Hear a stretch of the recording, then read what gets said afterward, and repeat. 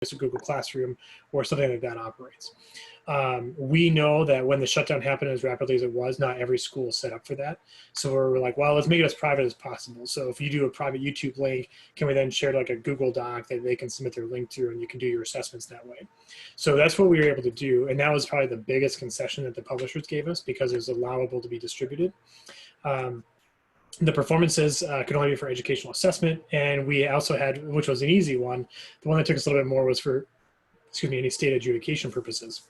The reason we felt that was important was if there was a state, and I know Wisconsin did this, they still had their solo ensemble contest. So we said any state that would like to still continue to do that, let's give them an avenue to do so. Obviously, legally purchased sheet music needed to be part of it. Any arrangements had to be done ahead of time. Those are concessions we gave the publishers to make it the permissions easier for us. And then also, once the adjudication was done, that recording would have been deleted off the platform. These permissions expired on Monday. The reason I go through all of this is because if we don't have a full-on return to classroom, or we have some sort of interesting hybrid model, or name your potion as far as what's going to happen in your state, we're going to try to get these permissions back from some of the publishers. We did allow a lapse to occur for over the summertime, because we want to make sure we're showing a good faith effort in not just asking for overall copyright changes permanently, even though as an educator, that'd be really handy for all of us. But we're looking at more of that long-term relationship with our publishers. So these did expire on Monday. Most schools are done now, and so, or not doing assessments anymore. So we feel we kind of got past most of that. If we do go back, what will end up happening is we'll try to shoot for a return to these permissions on an August 15 to September 1 timeframe, and try to get us through that fall semester. But then we'd probably have to have concessions in there about, what schools are on. Are you doing asynchronous online learning or synchronous online learning? How's all that working? And so we'll work through a lot of that. But the reason I bring all this up right off the bat is to let you know that we are working on this. So this is one less thing that you need to worry about as you start getting back into the realm of getting back in the classroom. So like I mentioned before, our areas that we looked at was publishers were Alfred Barnhouse, Concord Theatricals, Hal Leonard, Warner Chapel Hill, and Warner Entertainment, which for the time of year, these really took care of about 95% of the music that would have been used. As we get into the fall, we know that music trend is going to shift significantly. And so we'll really look at more publishers and try to get more engaged to make sure we cover more of the music that will be used at that time of year. Does anybody have any questions about those special permissions that we had? Okay, great.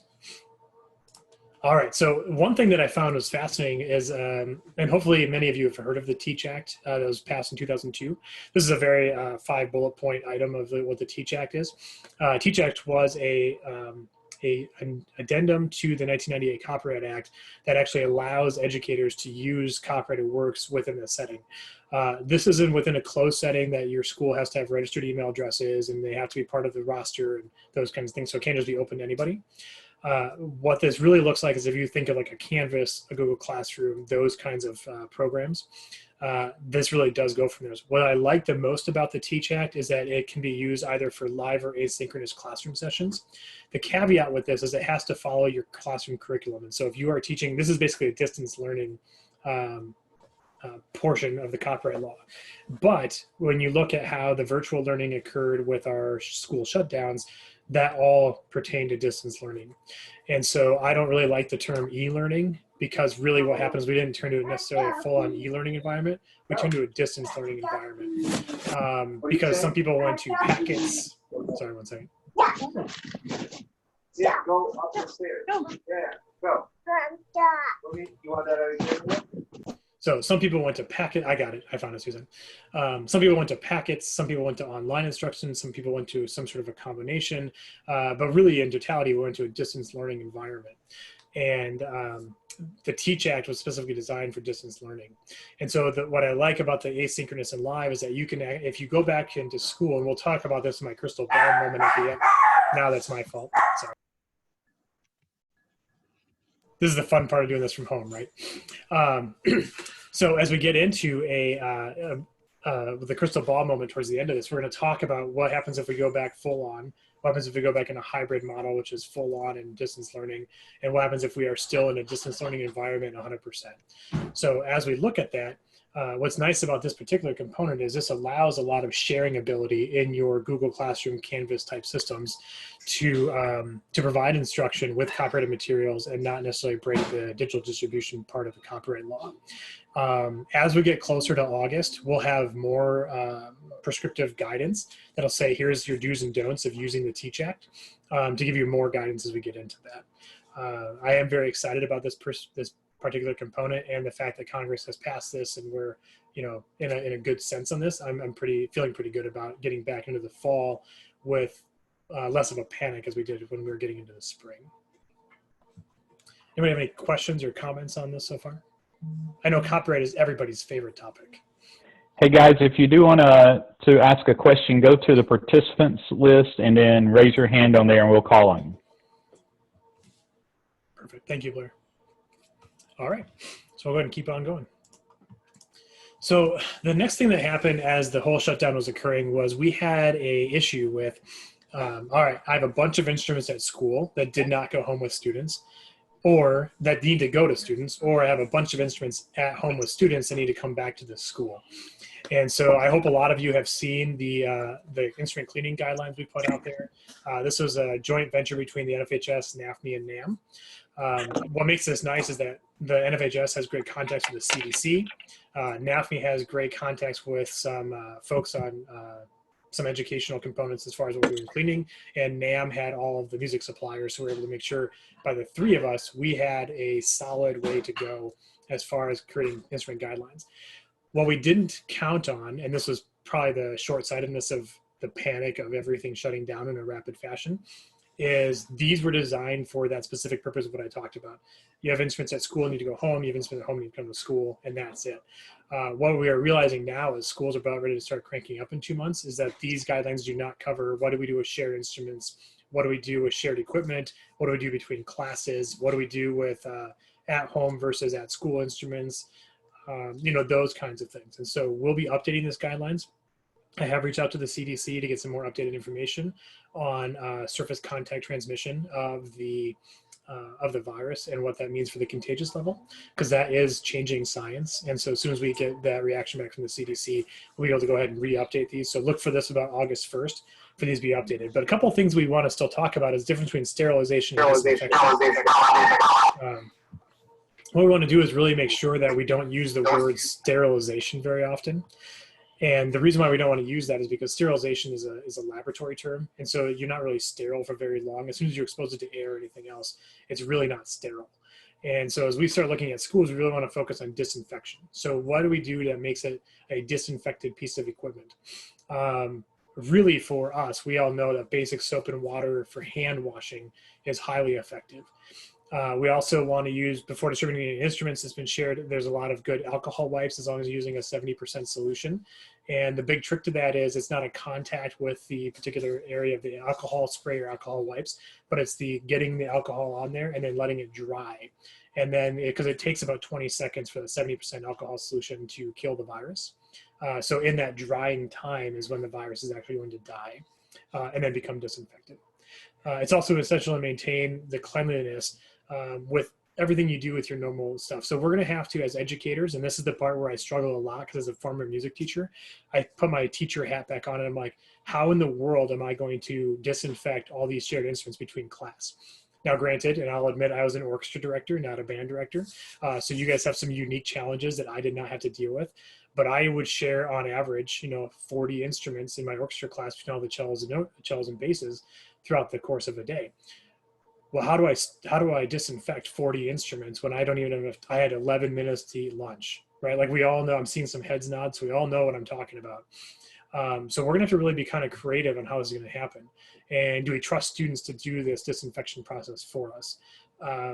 I know depending on what age I was teaching at the time, the answer could be yes. More often the answer could be no. But we all know that this is a real thing we're gonna have to figure out. But there are going to be some areas where we can get kids to really do their thing, right? I think it's actually a good thing. We can spend some little extra time being like, this cleaning stuff is very important. One, for the health of the instrument to make sure we're doing it properly. and two, to make sure for the health of the students we're doing this properly. The thing I don't want to see is a bunch of moldy reeds on saxophones because the kid hasn't taken it off in 3 months.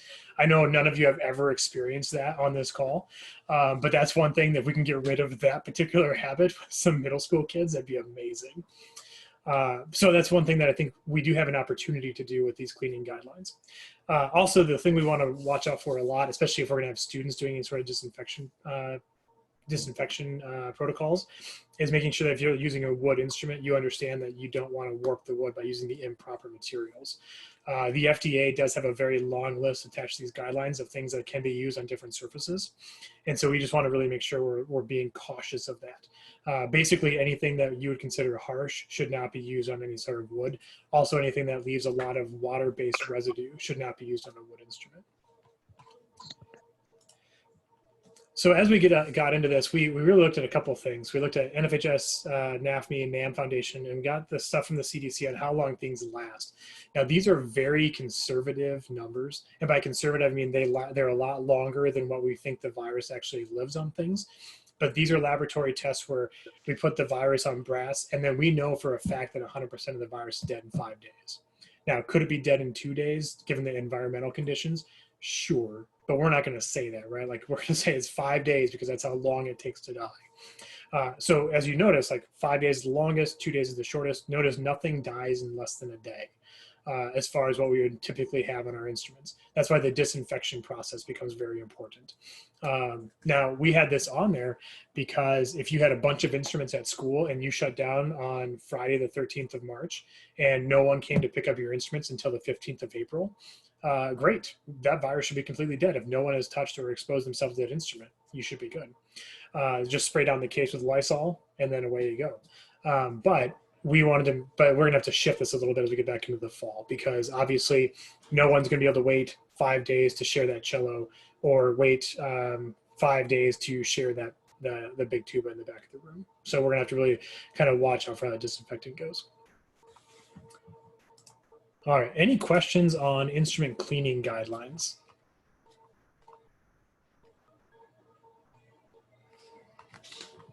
Okay. I'm going to stop sharing my screen here for a moment.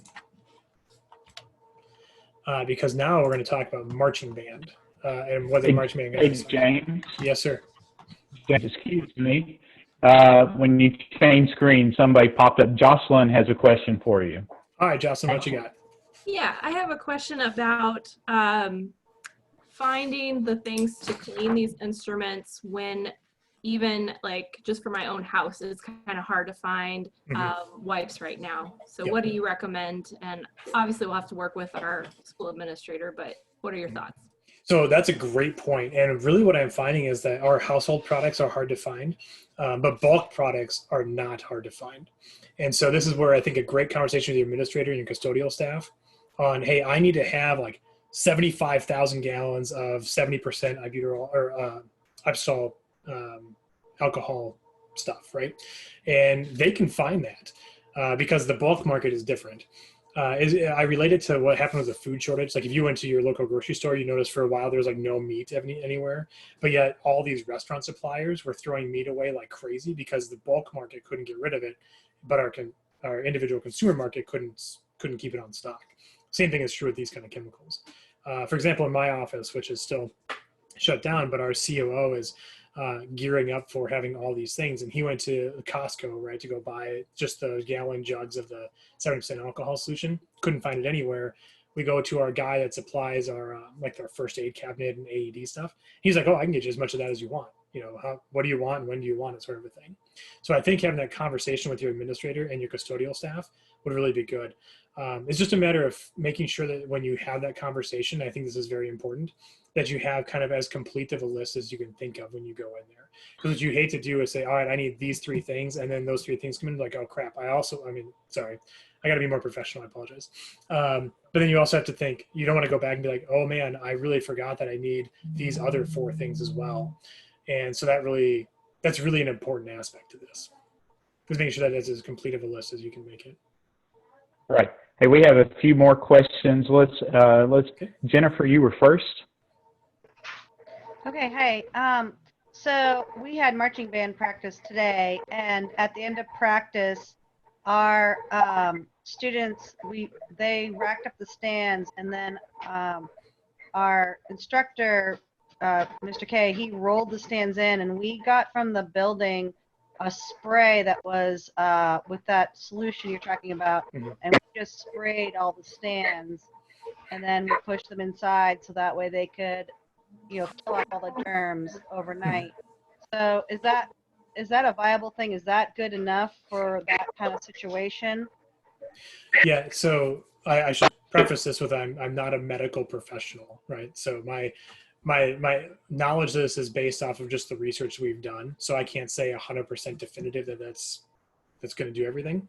But I will say, as long as when they racked them, it all depends on how you rack them up, right? Because if you have every student with bare hands and breathing with no masks, going to rack everything up, you've kind of just created a giant bubble of infection area right there, right? So there's an important part, like the PPE that has to go with that. So mask, glove, or masks and freshly washed hands, or masks and hand sanitizer kind of a thing, and putting them on there. And then when your other director rolls it in, making sure they have washed the area or sanitized the area they're pushing, because this all goes through. It kind of gets scary quickly. Unfortunately, I've read about 300 articles on COVID-19 stuff, and which I recommend and don't recommend at the same time for all of you to do. But it kind of gets scary quickly, like how you have to think of all the logistical steps to making that all happen. But in general, yeah, if you can spray everything down so it's all like dripping wet with this 70% alcohol solution, that by and large would do that. And then just leave it outside and let it dry outside, and then go ahead and push it the rest of the way in the building. Because UV sunlight has been known to be very effective in killing this thing. All right, Christine. My question was the same that someone posted in the chat, which was, is there a list that we can get that has all the things that we would need, so that we don't go into that meeting with our administrators and then we find out, oh shoot, I did forget these things. Yeah, so we will have that in our updated guidelines for cleaning guidelines by August 1. I know that's cutting it a little bit close for a lot of schools, but we just need some time to work with the CDC and the FDA to get that all appropriate. But that recommended list of cleaning solutions will be in the updated guidelines. Right now, what we have in there is a very long list from the FDA, which may or may not be useful, because I don't even know what half those things are, because they use their chemical terms, and I'm not that kind of guy. So, All right, James, we got one more for right now, and then you can go on for a little bit. Jeff, do you have the question? Yeah, I know that there is different thoughts on how the virus is spread via surfaces and versus aerosol. Is there any guidelines in terms of will we need to disinfect chairs, percussion equipment, things like that? So really the recommendation is anything that is shared needs to be disinfected. So if you are using, let's say we're out in marching band, we have all of our auxiliary percussion equipment out there, right? Those percussionists are running throughout. They should really be assigned to a singular instrument and then disinfected before the next person goes on there. For example, any percussion sticks should no longer be shared, because you aren't able to disinfect those between students. And we'll kind of go through that a little bit when we dive a little bit into the return to marching band guidance. But yeah, so the strictest interpretation of that is you should be disinfecting anything that's used throughout the course of your rehearsal. Now, again, like I said earlier, that is a really big burden on the director. And for that, I'm going to apologize in advance, right? This is not James Weaver telling everyone you have to do this. This is the COVID-19 pandemic telling everyone we have to do this. So don't send me any hate mail or anything like that. But I do think there's ways to kind of mitigate those things, right? So the number one thing we need to do is make sure that our students are following proper hygiene standards, right? Make sure they're washing their hands before they get to the building. They're washing their hands when they get to the building. There's hand sanitizer available. They all bring their own hand sanitizer with them. I have a feeling some of those things are just going to become societal norms in the next few weeks to months, where everybody just has hand sanitizer and they're just using it. Where before it was kind of a novel thing, like, oh, you have hand sanitizer, great, I just touched a Nikki doorknob. Where now I think everybody will have that with them all the time. And so, yeah, the best thing is to do is kind of disinfect those after every rehearsal, especially anything that could be shared or touched. However, you know, this is not uncommon. You're gonna have 100 students in a band room in a rehearsal. How do you disinfect 100 chairs between rehearsals? I don't have an answer for that. Yeah, I wish I did, but I don't. Yeah. Thank you. Mm-hmm. All right, we're ready to look at some return to marching band guidance. Great. Suzanne, do you know how many people are marching band folks on here? Is there a lot of them? I'm sure there are a lot, but since Okay. we opened it up to anyone who wanted to be here, it's hard telling. There's probably 85% to 90% are. Okay, not a problem. The only reason I ask is because I just want to make sure if we're like 50-50, I want to go a little quicker through this so I don't bore the people who are not. So. Okay, let me answer Erica's question real quick in the chat. Erica put on there, how do you go about disinfecting the inside of instruments as well as storing swabs? So the inside of instruments is just a general cleaning with a mild soap. Actually does a really good job. If you have an instrument that you can't do that, then that's where the alcohol component comes in.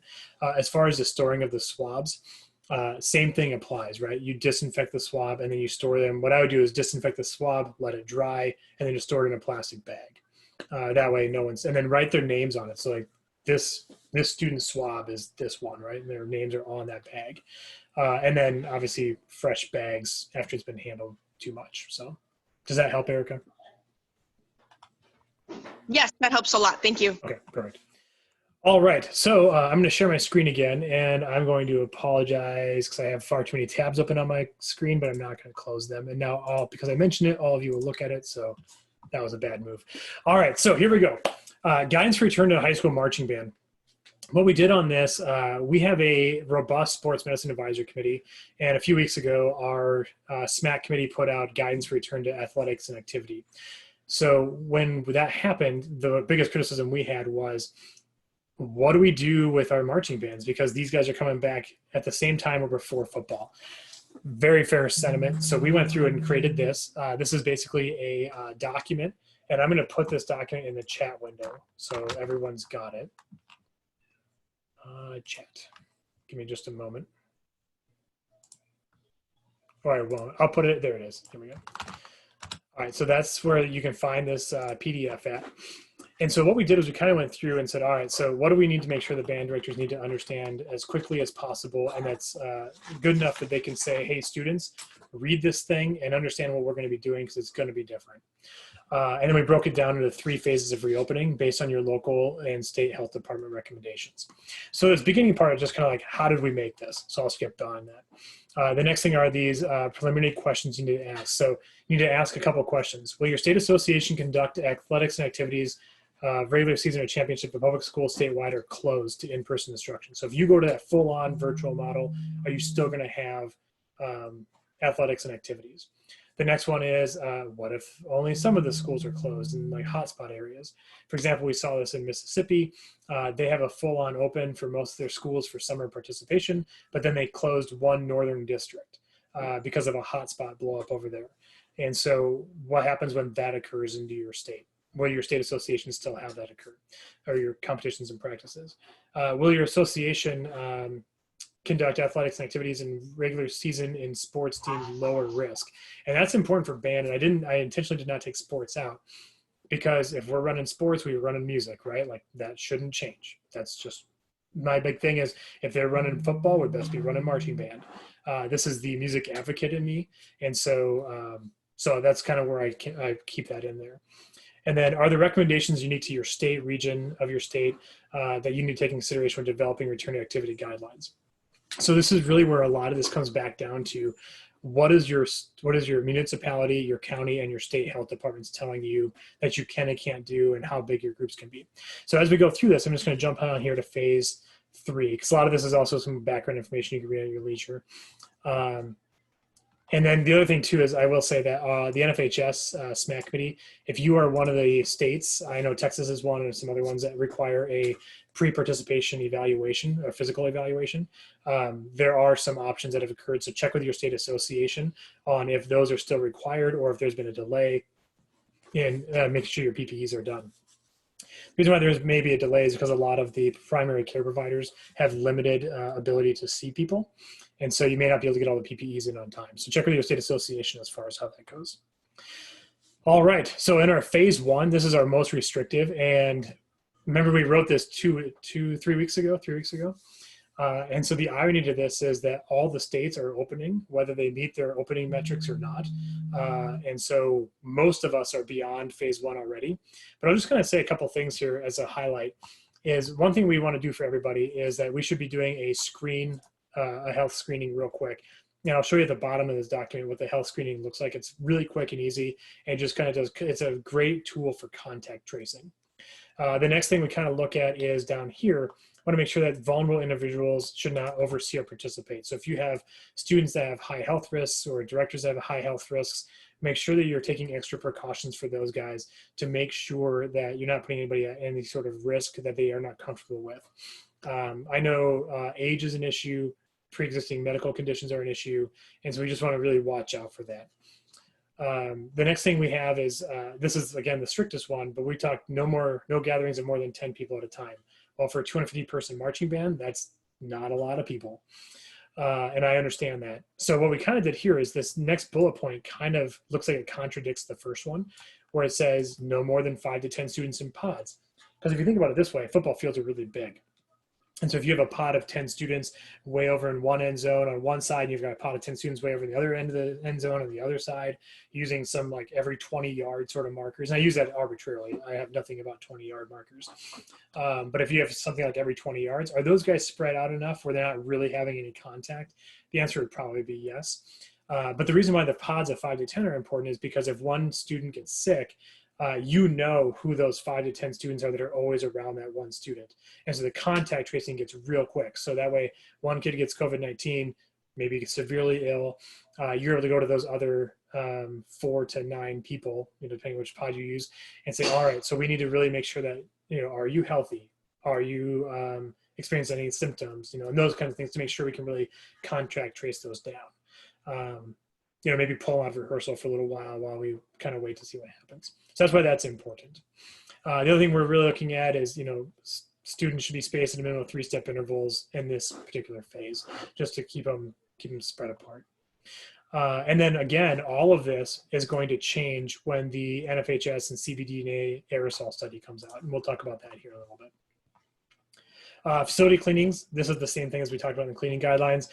Make sure they're all there. One big change for marching band is hydration. So this is an area where we want to make sure that every kid's bringing their own water bottle. They don't share any water bottles. We don't use water cows, troughs, water fountains at all because of the shared connectivity there. We already know that COVID-19 can last a while in some sort of surfaces and some sort of liquid solution, so we want to make sure we avoid that. The other thing we recommend is that you block off a 4-foot by 3-foot space for the students to drop their gear and put a little X in the middle of that. So a kid will come in, drop cases, extra shoes, whatever they're bringing. But that way you make sure that, you don't, because I've seen it, I'm sure all of you have seen it too, like kids just get in and they drop their case on the sideline and then they walk in and all of a sudden you have 50 cases in a giant pile and then some kid can't find their case. And they're like flowing through all the cases, and we just want to avoid that. So it's an arbitrary level of distance between 4 feet wide and 3 feet deep. But we thought that that's big enough to allow for equipment to sit there and yet allow for some space. But if you personally feel like I want 6 by 6 or I want 3 by 2 or whatever you feel works best for your situation, we just really want to make sure there's separation there between the equipment so kids aren't going in and out. And then assign those spaces for the students. And then what happens is, also in phase 1, we don't recommend any indoor rehearsals because we already know that, one, the virus does not spread as easily outside. It spreads far more easily inside. And until we have the aerosol study done, we don't really know how the virus aerosols are spread in choir and band, and also through orchestra in there too, rehearsals and play and performance. And the reason I'll throw orchestra in there as well is because you do breathe differently when you perform music. And anybody who tells me that you're just breathing like normal, they've never actually played a string instrument. Just throwing that out there. All right. So in phase 2, what we do allow is no more gathering of 10 people inside, and then 50 people outside. And so we are still looking at those pods and those stretched out, but obviously if we're allowing up to 50 people in an area, you know, if you're stretched out on a football field, instead of maybe a 20-yard gap, it's a 10-yard gap, or, you know, whatever you feel comfortable with. And then we go into phase 3, where it's basically, all right, make sure nobody's sick. We can do 50 people indoors or outdoors, make sure we're spaced out. So indoors, we talk about on phase 2, like a 10-foot distance. Here, instead of having that solid 6 foot or whatever outside, we're like 3 to 6 feet. And the reason why we do that is because that's really been the guidance that's occurred from the CDC for when the restrictions are eased. And so that's kind of where this comes from. But this would really go on to what happens with your local and state health department guidance. So if they're still saying 6 to 10 feet, you go 10 feet, right? What I would recommend is anything where they have a range, you go to the maximum amount of the range and stay there, or a little bit wider. And there's some things on this too, like, you know, are we really doing all this? Because how can we prevent the student going to the mall after they're done with rehearsal, or to the pool or wherever? Well, we can't, but there's always an expectation, there always has been and always will be an expectation that schools are the safest places students can go. And so we are kind of bound to that ability, and we are bound to the fact that we make concessions for students to ensure that they are the safest when they're in our care. And so that's why it's frustrating for me creating all this guidance, knowing that a student just walk out and do something stupid. But that's no different than what they could have done on a normal Tuesday. So, so there is that. So we try to make sure that when they're in our care, we've taken every precaution to ensure their safety. All right, so then the last thing I'll go through on this before I go to the symptoms check at the bottom is kind of who should be allowed in here. So on a tier 1, if you're in that phase 1 area, actually these tiers are kind of your preferentials here. So no matter what phase you're in, this is the tier of importance. So student participants, directors, adjudicators, event staff, medical staff, and security, those are the ones that are essential to have at your events. The next ones would be, you know, media presence, and then the next one after that would be spectators and vendors. I would say spectators are more essential than vendors, but that's up to whoever is running your festival or contest or whatever you have in your state. So kind of keep that in mind. And again, it's all based on the state and local health department. For those of you who have athletic trainers as part of your marching bands, we do have an athletic training services component. And then we're going to come down here, and I'm just going to, then there's some basic information and some citations. So down here in Appendix 1, we have this COVID-19 director monitoring form, and you can print this off and go crazy in your own place. And basically what we're doing here is we're looking for, do they have a fever, a cough, sore throat, shortness of breath, or close contact that they've had with somebody who is known to have COVID-19. And this can be a self-assessment for your students, right? They can come in, write their name, which poses other sorts of surface contact issues. Or you can have a director write everything as they come in and just have the student stand at the 6 foot distance and then ask them the questions and then go from there. We want the name and the time they checked in. So that way, if we do have to do some contact tracing, we're able to make that happen. I'd recommend printing this off for each individual pod of students. So if you're going to have those pods of 10, you can go ahead and get each one of these sheets for an individual pod of 10. That way, if contact tracing needs to occur, it becomes much easier. So any questions or comments on a return to marching band?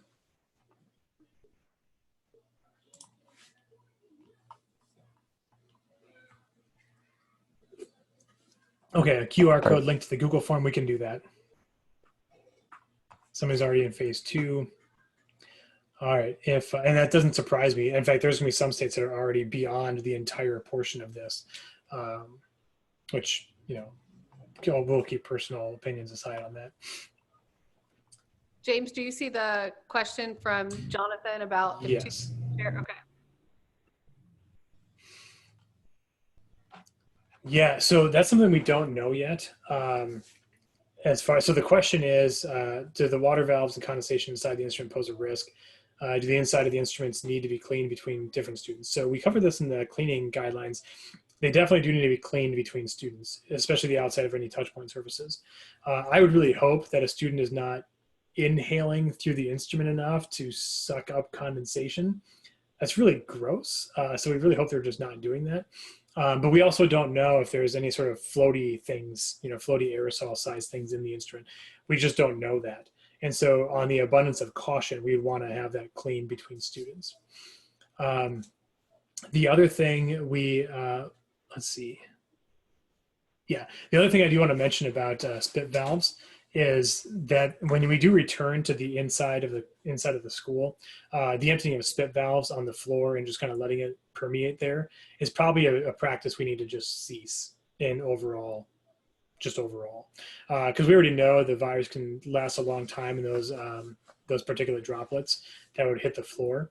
And then if we have a bunch of brass folks doing that, it's just going to sit on the floor and fester there. So that's probably an act that we kind of want to just get away from. So, and they do make things like catches and that kind of stuff. So I don't know who Benjamin Factor is, but that's an amazing idea. And I might actually steal that from you if that's okay. So his idea was made a yard sign of the QR code, put it in the grass by the parking lot. So I'm assuming then a student would drive up, scan the QR code, fill out the form right on there, and then hit submit. Is that right? Okay, that's an awesome idea. So I'm going to steal that, and I hope that's okay. Right. James, Jennifer has one from the room, and then you can check the other chat. Okay, sounds good. Okay, thanks. So yeah, we did start we're in phase 2 right now. We did have a problem in our area where we have to be by area, so we can't do pods in a football field. Yep. So I just want to put out there that the way we handled that was we split our group. Well, we have like 250 or so who march. So we're using centers, like we have one group with one director in one big area, another area. And when we go out, we get into our block formation, which is 4-step spacing all around. Okay. So for those of you who haven't done that before, it's really helpful because one director is doing musical rehearsal with the group, another group is doing stationary fundamentals, and another is doing forward marching. And then the groups rotate. Okay. So that way and then when they come to the new section, we are lining them up in that 4-step spacing to put their materials down like you suggested. Mm-hmm. I guess my question is, sorry, that was a roundabout question, Way. But my question is, we're still struggling with kids walking together. Yep. Like they're going from up there down here, and we know they're not supposed to. I don't know, teacher suggestions about what do we do about that, because they are walking with each other as they go from place to place. So this is if I can just put my Festivus pull out there to air my grievances for a moment. This is one of my issues that we're coming up with schools, right? Is, all right, so we can do everything we can do inside the classroom, but then have you ever tried to keep high school students away from each other in the hallway? Right, like that's part of this, right? And so when they are, I mean, it's human nature. We're social creatures. That's kind of what we want to do. And so, yeah, so that is a challenge. And that's something I think it's just going to be a social norm we're going to have to figure out, and just kind of, unfortunately, just kind of make sure they understand that concept in a really hard and fast manner. And unfortunately, it makes us all look like jerks, but really it's not us being mean about it. We're trying to create the health and safety of the student. Thank you. James, Yeah, thanks. There's a couple of questions about hydration in the chat room. Mm-hmm. Would bringing a large case of single water bottles for competition be? So it depends on how those water bottles are handled, correct? That's part of the issue with that. I really recommend that they just bring their big water jug, like one of those big thermos ones. It's like a half gallon or whatever. Just bring that with them. As far as water refills, that's a great question on how to do that. It depends if you're going to run like a 7-hour straight rehearsal, or if you're going to run like a morning rehearsal and then you're going to have a break and then you're going to run another afternoon rehearsal. Then make sure they fill it up in between. But really the idea of not using the water fountains or the water cows or the hydration stations is because every kid's going to, first of all, they're going to bottleneck up, and then everything's going to have touch points. So that's the reason why to avoid those kind of stations. Yeah. I will say though, I did see this cool thing where somebody put a kick pedal on a music stand and put a wood block at the top, and so when you push the pedal, it raised the stand and it squirted the hand sanitizer out when the thing went on the wood block. So that was a kind of a cool deal. So because interestingly, like DCI a few years ago, they're trying to get kids to stop getting sick on tour, and they ended up finding out that they ended up finding out that everyone was getting sick because even though they're using hand sanitizer before lunch, they're all touching the top of the hand sanitizer bottle to put the hand sanitizer in their hands. And that's actually the point of the surface that kept getting them sick. So that's one reason why I recommend everyone has their own individual hand sanitizer.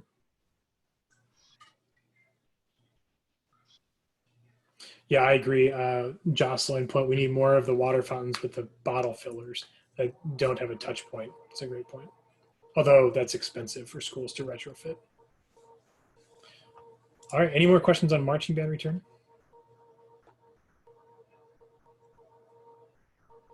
Okay, all right, so let's talk some crystal ball. What is this all gonna look like? And so on Friday, the NFHS and NAFME are gonna be releasing guidelines on return to music education and where we find that it's important. We will have a one-sheeter in there for your administrator that talks about how music can and should still go on in your fall and in your school. So those of you who are having those hard conversations, we will have some stuff to help back that up for you. I'm sure you are hearing all sorts of things in your schools about how we're going to get back.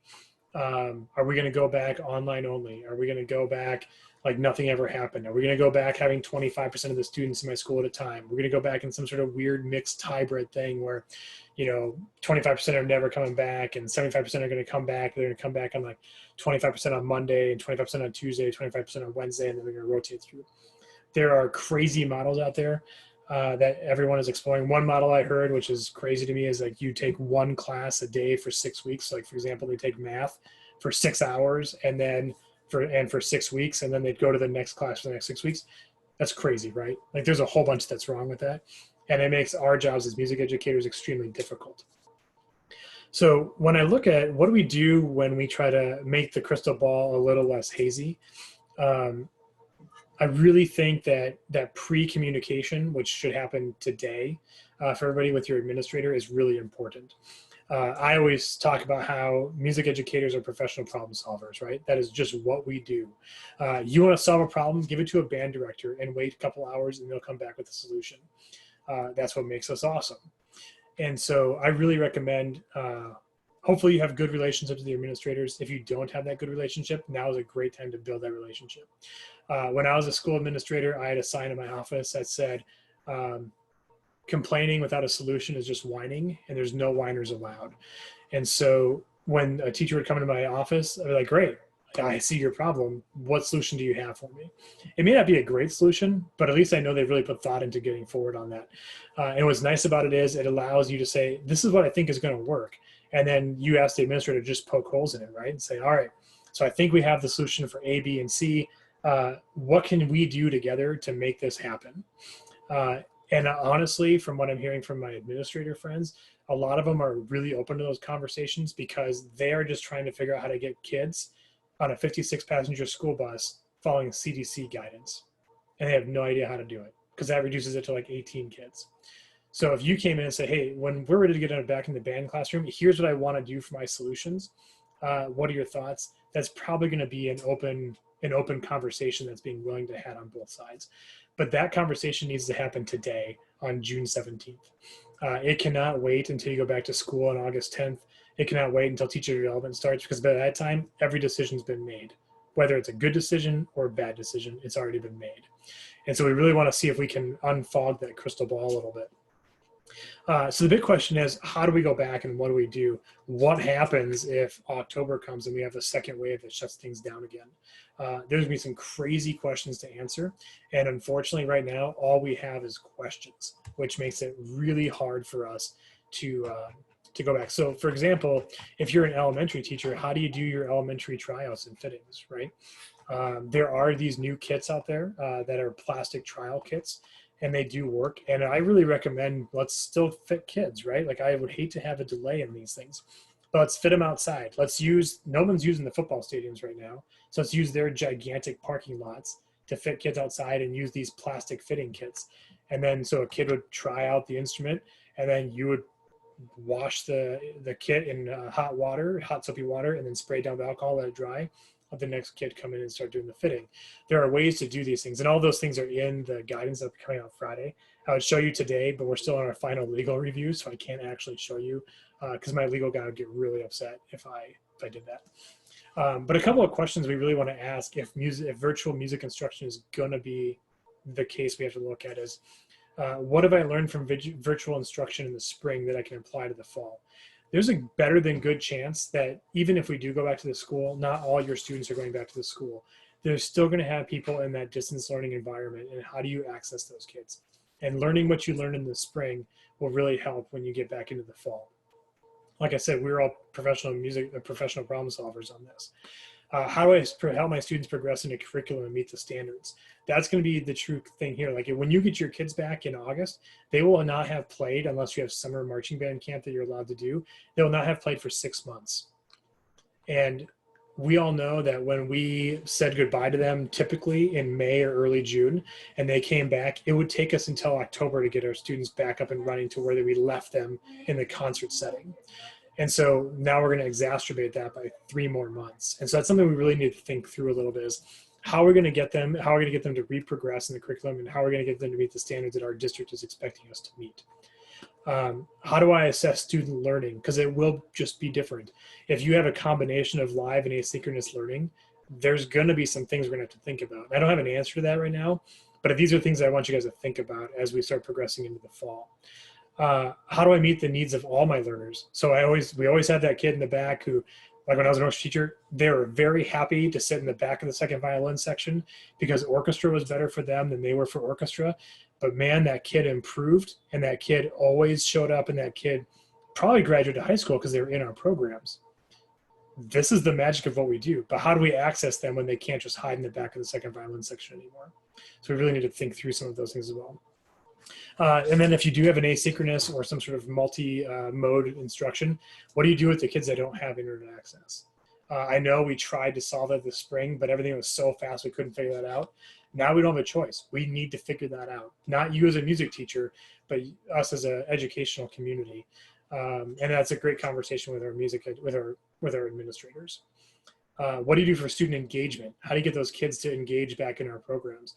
One of my biggest fear was, we always have those kids that are on the edge where they're decent players, but they're really not engaged anyway. What do we do to now, when they've had 6 months of disengagement, how do we get them back in? We really don't want to see a 30-40% attrition rate happening with our music programs. And that's a possibility unless we're really on fire to make things happen. But I really think there are ways we can be creative in engaging those students. It's always that adage of the student doesn't care how much I know until you know how much I care. That's going to become more important as we move forward than it has been in the past. And it was very important in the past. If we're doing online instruction, how can we get them prepared for return to ensemble play and ensemble instruction? So are there ways we can do this? And I think there are ways we can do this. There's lots of activities we can do.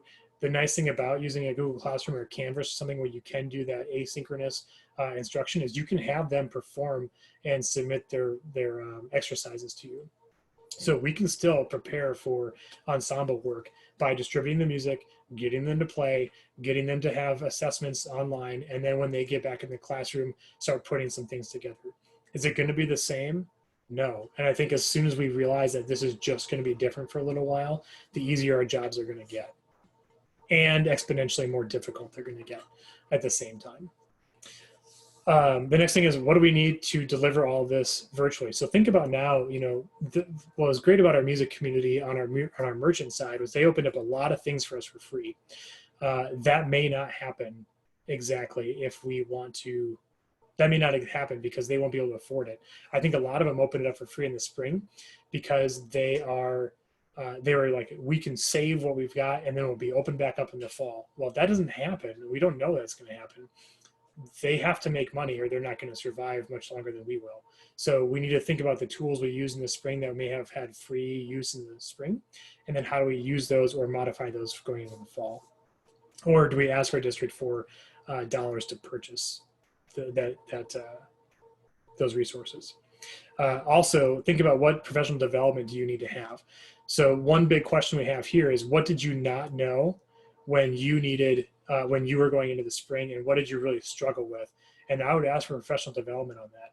There's a lot of resources out there that are not expensive or free, that it just takes a conversation with the administrator saying, hey, I did not know how to do this. And you did not explain it to me, and I'm not blaming you for that, because we were trying to mitigate the world shutting down. But now I need to know this, and I really want to learn. And chances are you're not alone. So getting a hold of some of your other teacher friends in other departments throughout the building is really going to help make that easier of a conversation with your administrator, because they're much more likely to send 10 of you to an online training thing to get that information than they are to say, oh, well, the band director needs this. Okay, let me work on everything else we have to do first. But if you come with you and the math teacher and the social science teacher and those things and say, hey, we all need to figure this out better, you have a better chance of getting that professional development to occur.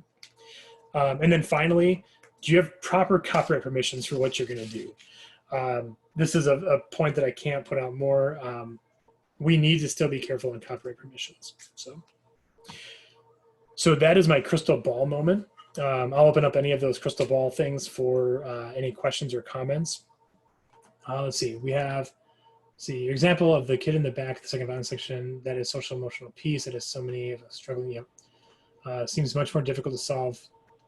Yeah. Carol, you are 100% correct. That is something that is going to be far more difficult for us to do than ever. And I can use my own kids as an example. And I know I'm babbling a lot, so I apologize. But like my daughter, she's 7, she struggled like crazy because she is a teacher's student and she thrives in school.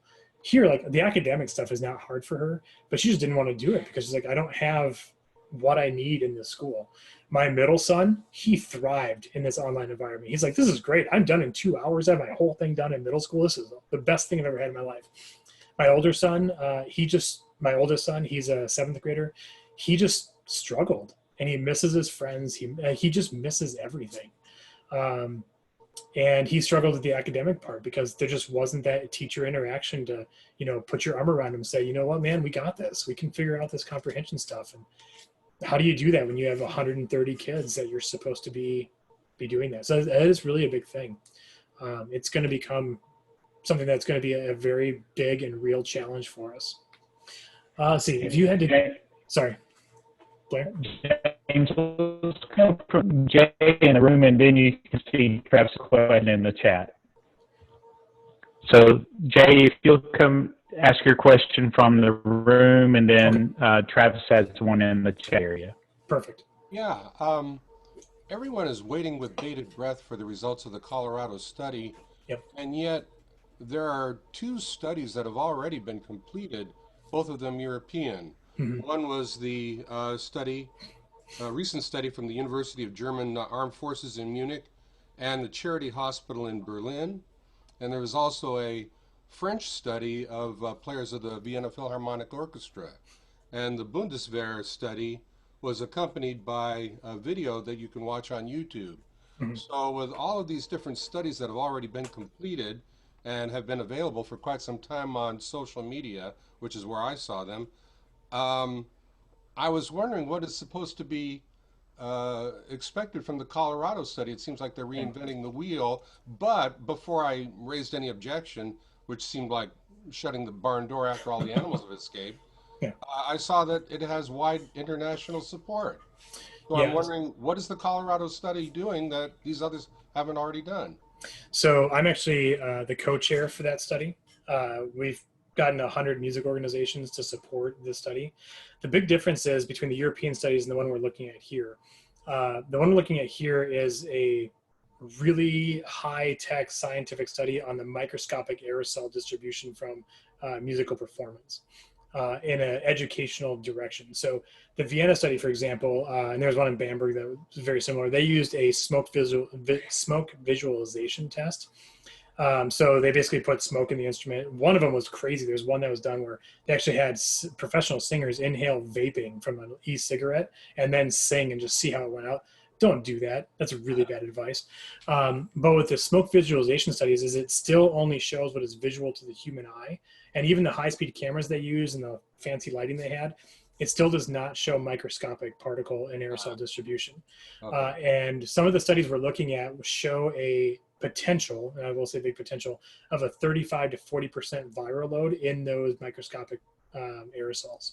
Wow. And so the study that we're chairing, this is why it has so much support, is because Dr. Miller and Dr. Milton, who are our two lead researchers, they are worldwide experts in indoor environmental engineering, specifically with viral pollution and bacteria distribution. And so these guys are they're the stuff when it comes to this.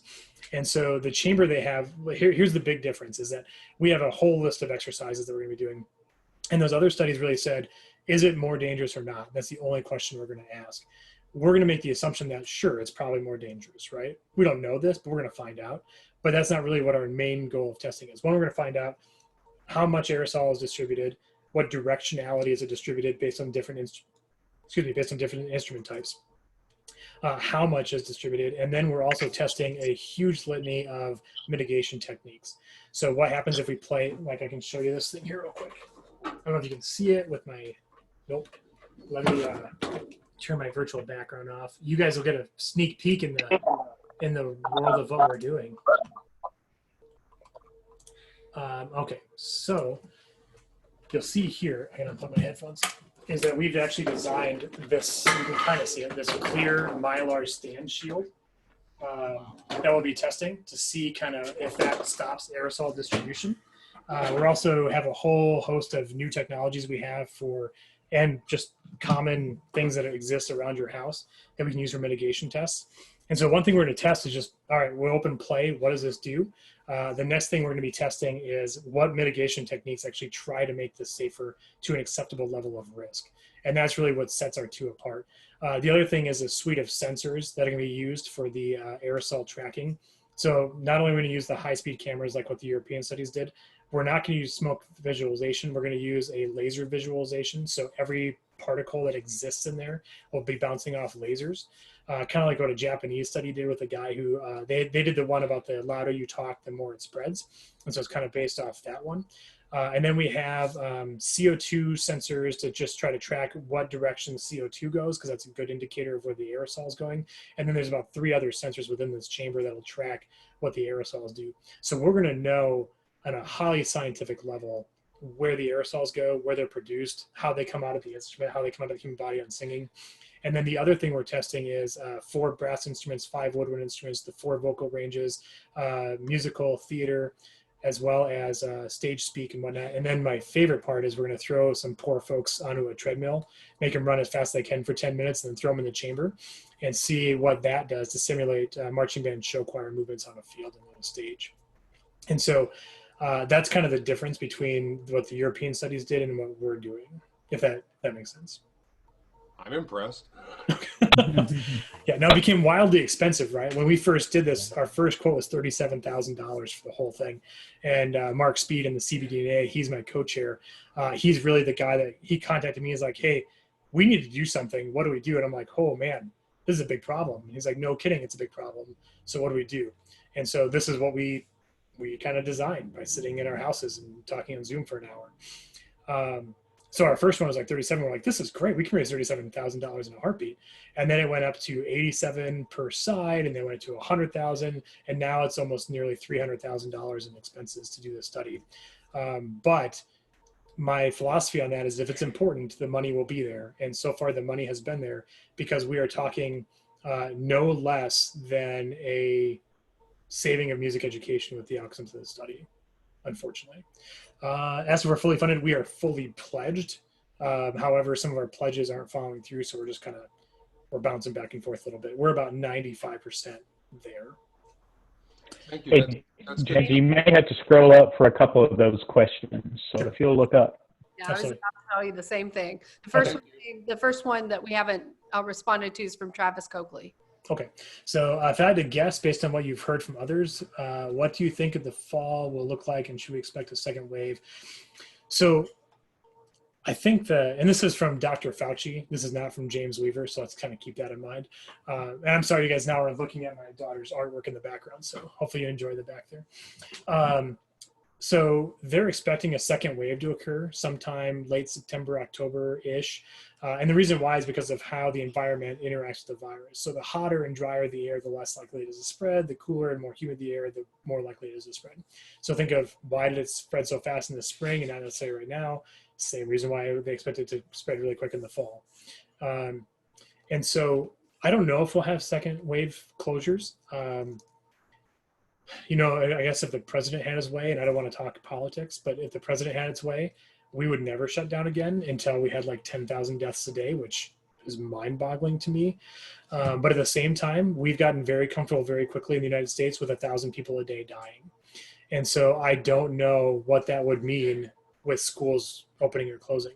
I think what would be the determining factor on that, to be honest with you, is if we see a big spike in childhood infection rates, because we haven't really seen that yet. Like most of the infection rates are at 20 and higher.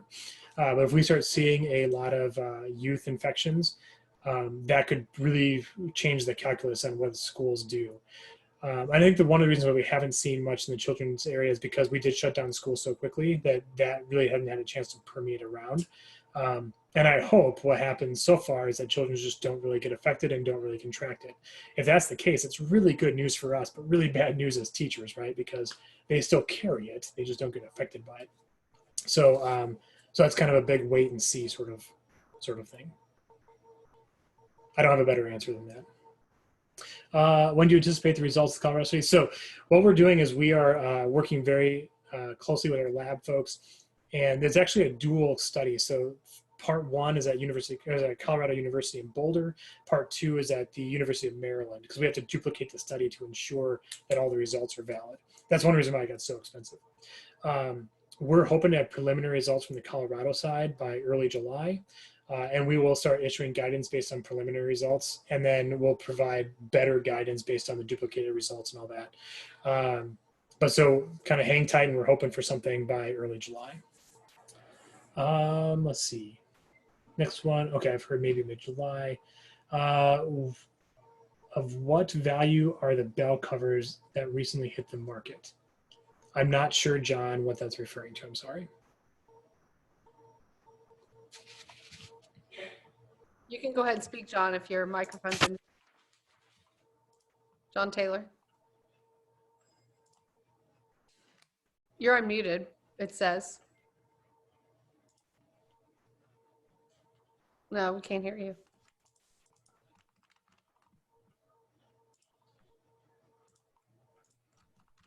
Okay. Okay, so I did put, for anybody who wants to study, I did put the link to the study in the chat window.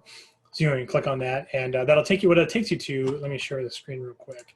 I know we're running short on time, so I'll stop babbling here in a moment. But right here, we do have here's the basic of it. And then if you really want to see what it is, here's a statement of work with how this is doing. And then here's our co-chair information, and here's all the list of organizations that have supported the study. So as you can see, it's quite extensive. And then if you would like to read more terrifying information on COVID-19, Mark Speed, my co-chair, who is amazing as a co-chair, put together this Google Drive. And so every research article we have seen and worked with other researchers is in this Google Drive for you to read at your leisure and have some terrifying Saturday evening reading time. So, but I put that link in the chat window. Let's see. Okay, got that one. Got that one. Yeah, so the issue with individual donations is less of a, it's not really cumbersome for us, but there are tax issues with this. And as we are a nonprofit, we are not actually, we are a pass-through organization. So individual donations become much more difficult for us because you're not able to claim that on your taxes because it's a pass-through. And so right now we're really sticking with the organizational donations. Not that I want to turn the money away, but it's one of those things where there's a federal laws and things that I don't understand fully, but my finance officer understands it. And she's like, we need to be careful on that. And whatever she says, I kind of just go with it. Back to indoors. Can students clean their own stands or chairs with Clorox wipes, or does it have to be done by director? Again, I think it's up to how well those students are trained and how well you trust your students to do it. I guess that's probably the best way to say that. Because you're right, the burden for directors to do all that would be very high. Okay, regarding percussion mallets, how's everyone handling this? Does each student buy their own mallet sets if they're learning to play different instruments? I'm going to leave that to Suzanne in the group to kind of answer how that's all going. And then David, on that that NFHS page with the study, if you scroll down to the bottom of that article, you'll find the Google Drive with all the articles. Okay. Is there any other questions or comments? I think James, somebody was asking if you felt like it would be beneficial to ask booster organizations to help out. I guess, Jennifer, with the study, to help fund the study. Is that what you're saying? Or I don't understand the donation part of it. Yes. Yeah. And so if it comes from an organization, we are more than welcome to have that. And we do have a place on the website that talks about how to donate to or how to submit funds. And it comes with a letter that kind of explains the study, explains the NFHS's role, and explains how to submit those. So yeah, if you have an organization that you'd like to activate to support, I'm more than happy to look at contributions that way. And James, there's a lot of talk about wiping percussion equipment. We have a member in Hawaii who says that he bought a UV light stick, like bar, that he's been using since, everything happened. But what do you know about those things? So UV light, we know, degrades the cell membrane, but the membrane of the virus pretty quick. But you have to make sure it's a certain strength level, and the CDC has that strength level on there. A lot of the individual commercial products may not get that high. The thing I have a issue with the UV light is not necessarily that it's not effective, but you got to be careful with it because UV light is dangerous. Like one of the proposals out there is like, just replace all the band room lights with UV lights and then everything will just die. Yeah, and then you have a bunch of blind students too. So there is those precautions you need to put in because UV light is dangerous to your skin. It's dangerous to your eyes, and so you have to weigh that benefit and risk. So I do have a couple closing comments here. I do want to say that I want to thank the music community for everything you have done over the course of the last several months. It is nothing less than miraculous what you have done, and I'm glad to have been a small part of supporting you. And if there's more we can do, I'm more than happy to. I know one of the phrases out there that's always said is music is more important now than ever. Don't take the oxygen out of the room. I'm actually not a fan of that phrase. Music to me is just as important today as it was yesterday, and it's going to be just as important tomorrow as it is today. And I think we really need to impress upon that if we are going to continue this, we have to continue to be our professional problem solvers that we can do, and insist that music is always important. And it's never more or less important because we have things going on in the world. It is always an important thing that we can do and always important for our students. And so with that, I just want to thank all of you for everything you have done for your students and making sure that music education is not only going to survive, but continue to thrive in the United States. And we have done nothing more as a community that is miraculous, in my opinion. So I want to thank all of you for everything and coming on today. Hopefully my information didn't seem like a bunch of rambling, but I do appreciate everything you guys have done. And we thank you for being here. And I will just let you know, if you're a member of ASBDA, we'll be sending out some of the stuff that's been in the chat, as well as make sure your colleagues know we're going to put it on our YouTube channels for people who want to see it who weren't here. So please share that information. So thank you again, James. We really appreciate having you here. Absolutely. Thank you. It's been a pleasure today. Great. Thanks. All right. Good night, everyone. Thank you for being here. Right. Thank you. Everyone has to wave. Lots of thank yous in there. That's awesome. Hey, Suzanne, in the participant box now, you can go over more and you can clap your hands. Yeah, I know. And I have reaction on the bottom too. Yeah. Yeah. Yeah, that's new tonight.